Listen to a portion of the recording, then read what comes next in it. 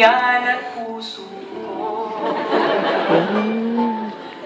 Kung busog sa pagkain at may nagmamahal, tigay sa buhay ko ay tiyak magtatagal.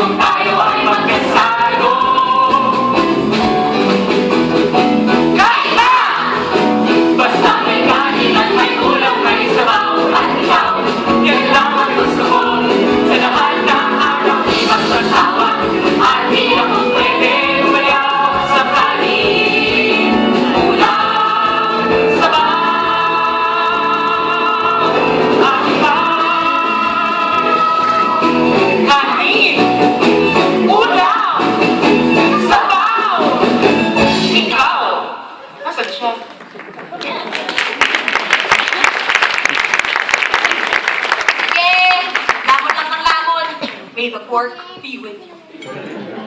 Hi, Ma! At dumating na rin ang birhen. Kumusta ang interview? Okay lang po.